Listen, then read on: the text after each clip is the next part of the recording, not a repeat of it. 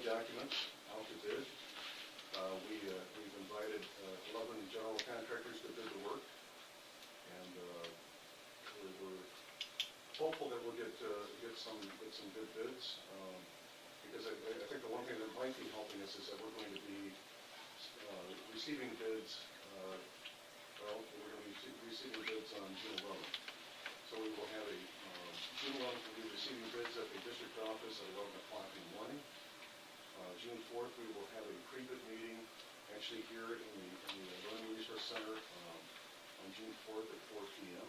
where we can talk to the contractors and go over the bid documents, and then hopefully we'll get good bids for the district office relocation.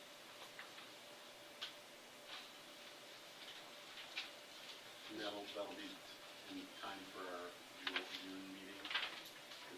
June 18th board meeting.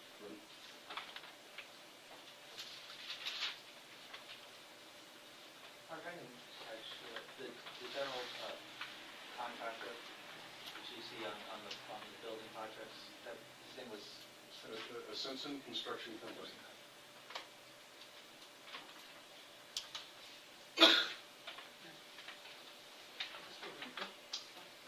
Next item, capital communication update to principals. Mindy and Bob done a great job communicating what's happening in their buildings, and just wanted them to just review for you, summarize really what that communication has been. We did the same thing last year with the preschool. All right. Thanks, Mindy. Well, we're definitely gearing up for work, and I think the students and staff and parents and community are getting really excited for the work to take place this summer, especially these past couple hot days. I think we're really looking forward to the air conditioning. I guess I want to stress that even though some changes are taking place on the inside with, bulletin boards coming down, things getting put in boxes, teaching and learning is still our focus. That is what is taking place on a daily basis, and packing is definitely taking place after school hours, during lunchtime, teachers coming in early. On the weekends, we've had packing parties, we've had teachers staying late, they've come in on Saturdays or just here this past Saturday. Really, if you walk into Blake Park, and I'm sure Hollywood, it looks probably a little bit more like a warehouse at this point, with boxes piled across the classrooms, across the lunchroom, the library. The basement looks a lot different, and it probably hasn't looked this bare minus the boxes since the school was first built in 1949. So then in terms of communicating with our staff, we have, which we'll show you on the next agenda item, we have a calendar that we've put together with the custodial team, the technology team, in terms of things that are changing in the building on a day-to-day basis. From as major as, when are the computers going away, to as minor as when is the wall-mounted pencil sharpener getting taken down. So staff knows on a 2-week basis exactly what's going to start changing every day, so that they can prepare for that, they can know ahead of time, they can plan for that, and hold impact and instruction. So that's in terms of communicating with staff. We're doing that. Parents, posted on our newsletters, all our PTA meetings, pretty much everyone this year, giving updates, bringing in the floor plans, showing what the changes are, informal communications before and after school, in front of the school, inviting people in who want to see the plans. Directing parents to the board website where floor plans are located, where the capital podcast video from last year, which still addresses all 4 schools or 5 schools, is located as well. I know at our open house start, some of our teachers were talking to parents about the project as well, so that they had an idea and got their last looks at what those rooms may no longer look like when they come back in the fall. And then in terms of the end of the year, we've had some questions from both of our schools if we're going to have to take field trips those past couple days, as schools had to last year to be out of buildings. We are not in a situation where we have to be out before school is actually out. Some teachers have opted to schedule field trips in those last weeks just because, the rooms are looking a little bare and looking at alternate opportunities for learning and taking advantage of that time. So we definitely will have field trips taking place, but we don't have to be out from 8 till 3 on those last couple days, as we were in a situation having to do last year. think things are a little calmer this year because we know what other schools went through last year by talking to teachers and administrators, and we planned ahead of this. Anyone have any questions? How are we doing a, you know how we communicated weekly last year, like we had that update on the website? Yes. Are we planning on doing that this year or not, or who's gonna do it, if we're doing it? That's a really great question. I'll talk with Bob about that, and see what she'd like to do. Yeah, last year we had a weekly update, photo update in terms of progress. The response from parents and community is that I heard was very positive and appreciated seeing it. So, what I was thinking of doing is starting it in June and then kind of figuring out how to hand that off to the right person. And I heard that same question from some of our parents as well, who saying they remembered that happening last year and hoping they might have the opportunity to see some photo updates of changes during the summer. So I probably would like. Would you like to go to number 3? I'd be happy to. As I referenced briefly, from a logistical standpoint, we have put together and it's a continual work in progress, but a capital work calendar in terms of all of the things that need to get done before the work actually takes place. So, we met together with the custodial staff, and the technology staff, and this was the same process we went through last year, which worked out pretty good. And just starting to take an inventory of what is in our buildings and what we need to get rid of and who's going to do that.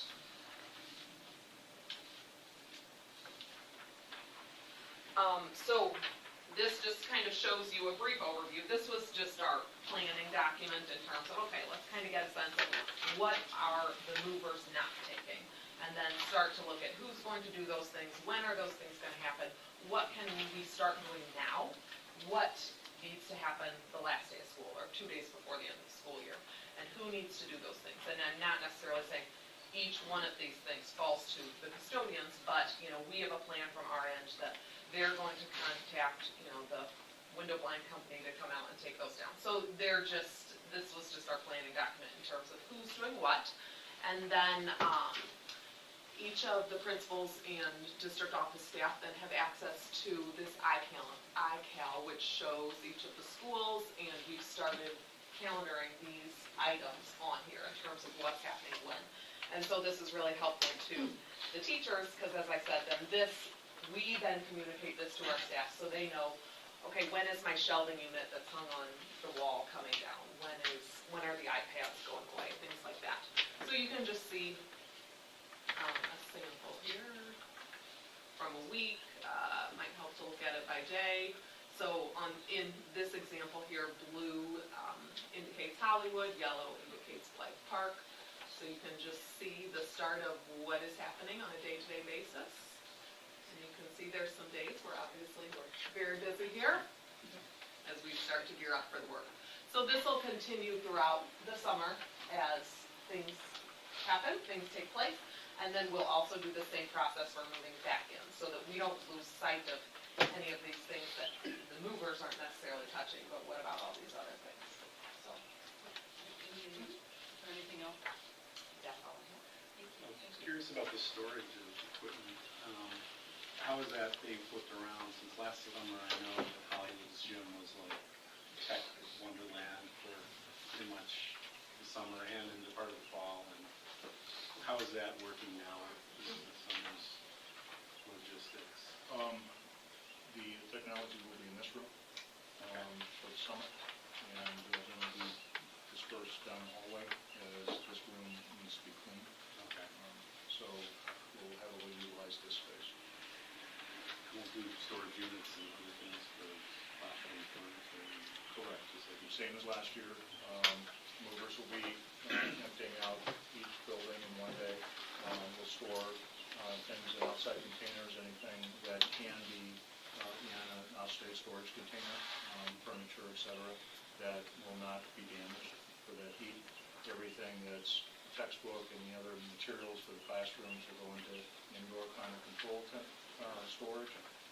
Just as we did last year, it worked out really well, so that we didn't have materials coming back to us and textbooks falling apart because it was too hot and humid in the storage units, et cetera. We had a really good experience last year. We're going to handle it exactly the same way. The only thing Same company that we're using for some storage? the Ames company, the Ames mover that we used last year was provided the lowest quote, so we're using that mover for both buildings.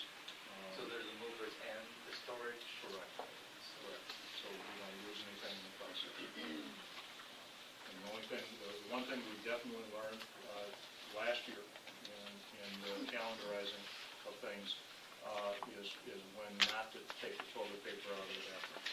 We had an aggressive schedule for towels and toilet paper, and so we had to readjust it. So we did learn some things along the way, but that calendar helped tremendously to make sure everyone was calm, everyone knew what was happening, so we could get the movers into the building, get everything out, and then get the contractors. And then seriously, are there other lessons that we learned from last year that we're going to implement this year differently? At the beginning of the emptying out the buildings, not really. You might remember that last summer was the hottest summer on record, and it was in the month of June during asbestos abatement. So we had people that would go into the zone and have to, keep flipping because it was just way too hot. We hope we're going to avoid that. Fortunately, we don't have a lot of that because, as Mark mentioned, we don't have ceiling tile. We have floor tile and it's handled differently. But ramping up to it, to be real honest with you, the staff, the principals, Bill, everyone did a phenomenal job thinking through the process, and everyone we worked with in the process really commended the district for prepping in a way that made a lot of sense for staff and also making sure that there was a good plan in place that we just implemented.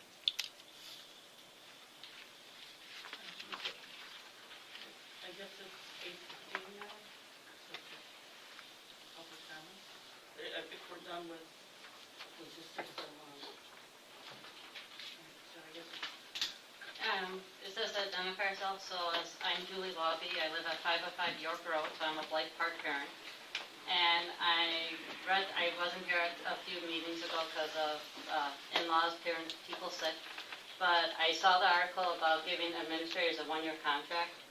And so I want to say what I've seen, say, from talking to people in the community, from special ed, technology.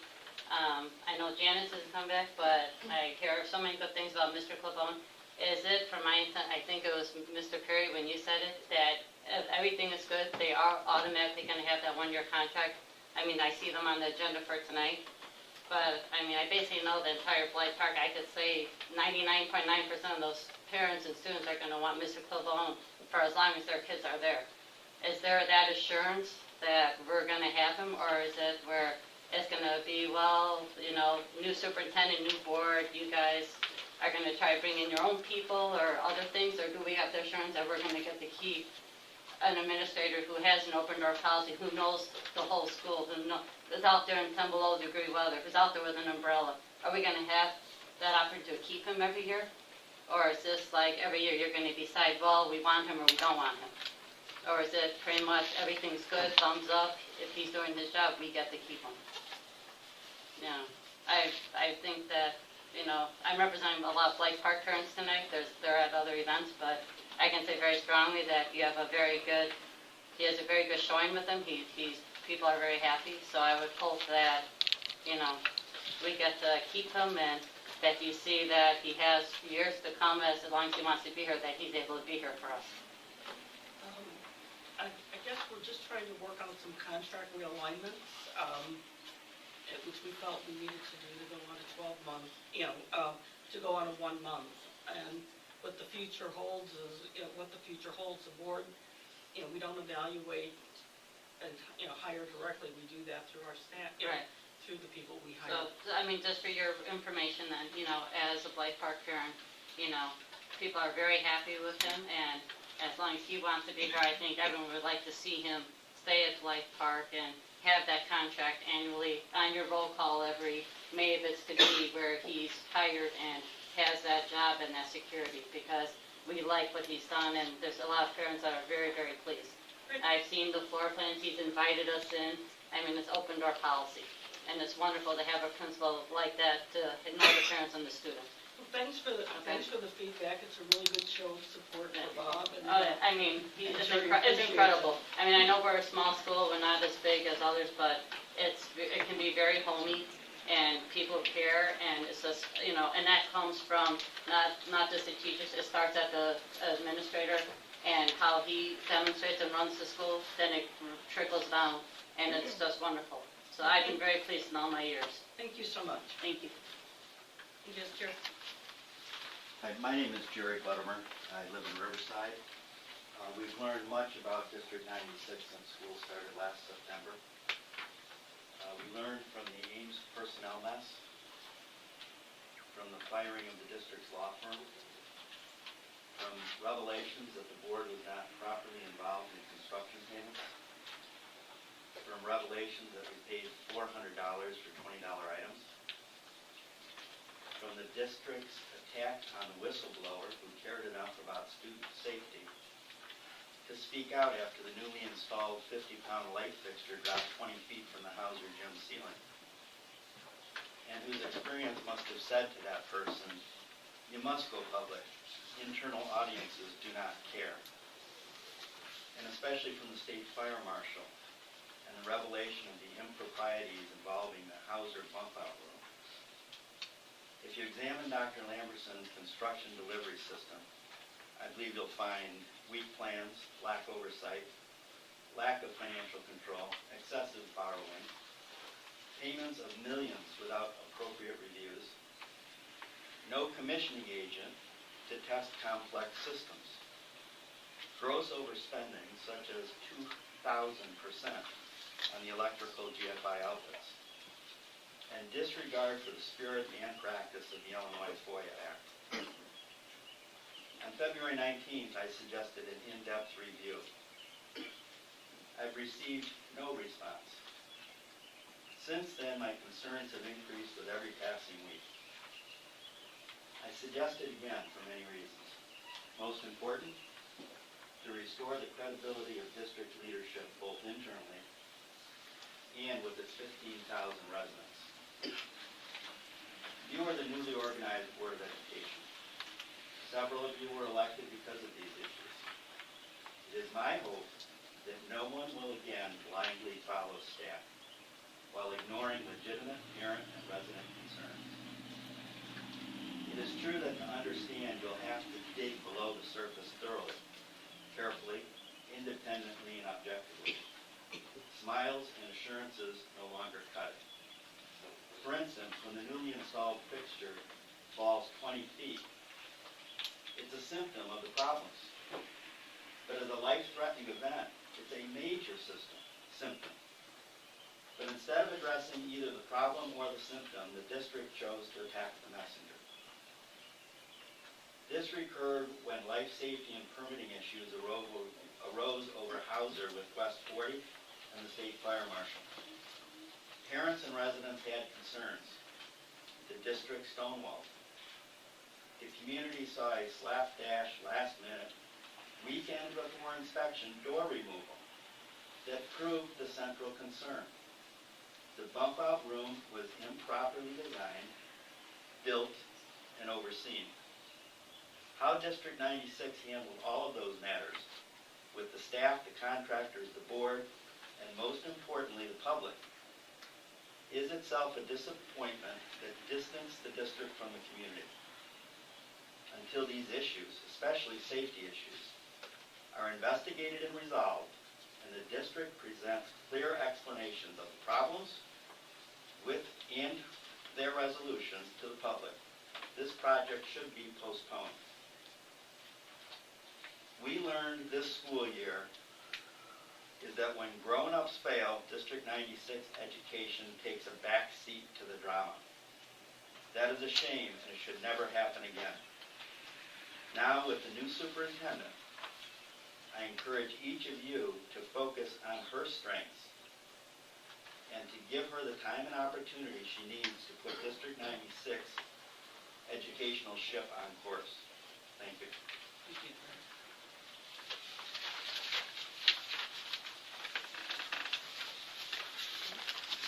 Hi, Ellen. My name is Mary Judy, and I'm a parent at Hauser. I wanted to take a moment of board's time to clarify my perspective on the landmark article posted May 14th regarding the election of the board president. In the article, Mr. Skolnick quotes from an email that I sent to fellow group members the day of the election. He also noted in the article that the deciding board member votes were last-minute decisions the day of the election. I can see where a reader, and Mr. Skolnick, would make the connection that one event dictated the other. I'm glad our board members do consider stakeholder input when making their board-related decisions for our district. As stated in the District 96 Board Member Code of Conduct, board members shall encourage and respect the free expression of opinion by fellow board members and others who seek a hearing before the board. There was a lot of information and opinions being discussed by many stakeholders during the latest election cycle, and I'm confident that our incumbent and newly elected board members were using sound judgment to listen to their constituency. I agree with Mr. Skolnick that some of those constituents voicing opinions likely were spec ed parents. But I don't believe that one email written by one constituent changed the outcome of an election. I believe that the board members thoughtfully considered many factors and voted with their hearts and their heads to do what they felt was best for District 96. As one voice among many, I'm grateful for the talents and the time that each of you brings to the board table. I will continue to respectfully and actively engage the board through appropriate channels and processes to support the district. And I'm confident that I can count on the board to do the same. Good luck in the coming term. I'm looking forward to working with all of you.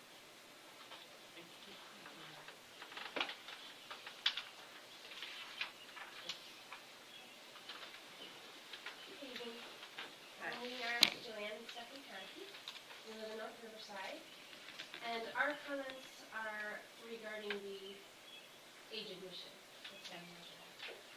We are the parents of Eden and Ayla Conkey. Ayla is currently a first grader at Ames, and Eden is her younger brother. And tonight we're focusing on Eden. First, we want to thank the board for addressing the early entrance of our daughter Eden into kindergarten. We met with opposition and Principal Yeji from the first discussion of this subject over 2 years ago. Once we heard there was to be a new principal, we wanted to revisit this possibility. Eden is a curious, funny, and determined little girl. We love her gregarious ways and her unique perspective. We have been amazed by her intellectual abilities since she began reading at the age of 18 months. At this point, she is reading at what we believe to be a third grade level. Her current preschool teachers at the esteemed Glasser Preschool in Oak Park Temple also feel she is academically and just as important, socially ready for kindergarten. It's our understanding that the school system is paid by the state based on how many kids are in attendance. Maybe a mistake on that, but our goal is not to overburden the school system by adding too many kids to the classrooms, but we feel that our daughter, Salvation Eden, will contribute far more than she would take away. She's just 1 week past the birthday deadline, September 1st, her birthday date September 8th. But she's ready. This was confirmed by District 96 kindergarten teacher Lisa Sula, who conducted a kindergarten assessment readiness of Eden's capabilities on April 15th. Thank you to Dr. Polk, Dr. Lamberson, and Dr. LaParis for facilitating that assessment. For all the reasons we shared tonight, we feel strongly that she should be admitted as a kindergartner this fall at Ames, and we appreciate your ample consideration of amending the age. Selfishly, we weren't sure how the issue was going to be brought up as kind of a larger, so we could only approach it from our own diplomatic. So forgive the microscopic view of the topic. Thank you.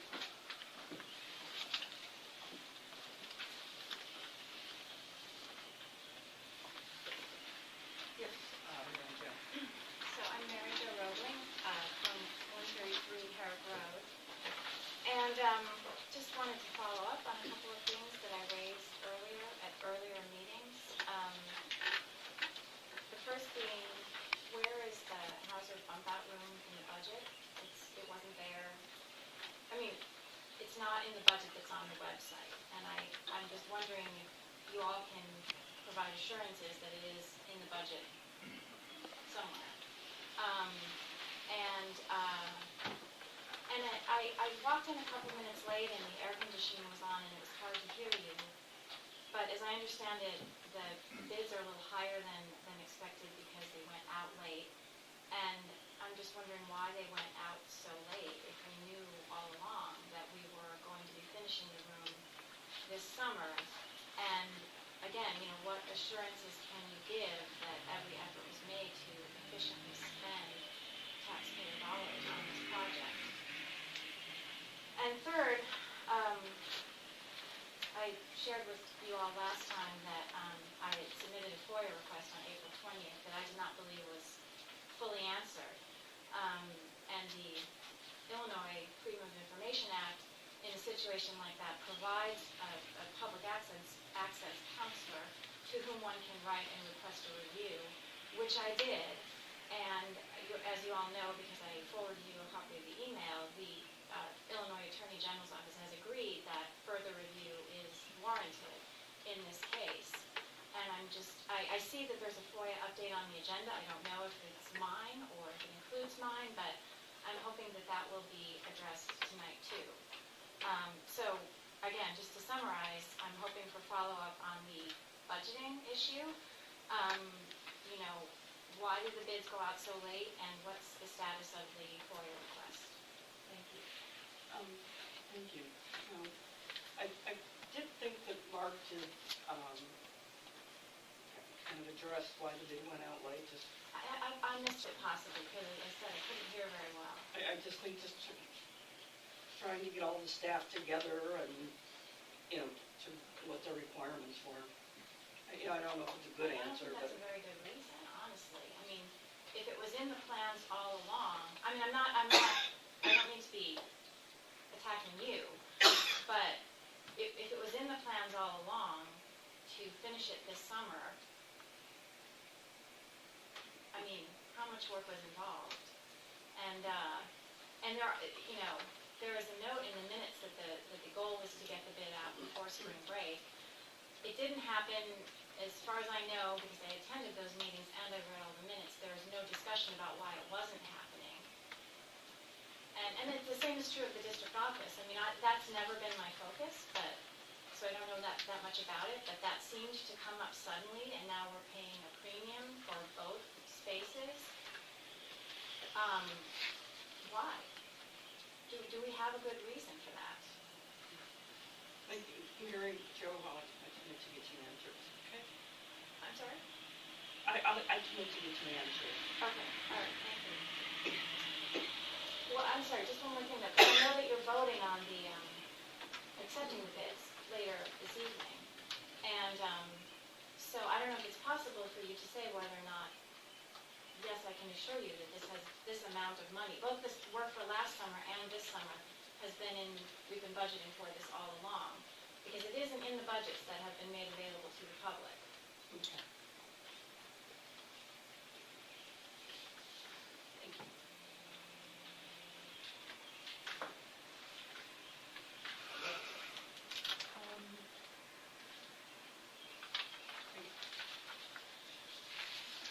Now we're public comments are over, so move to the next item on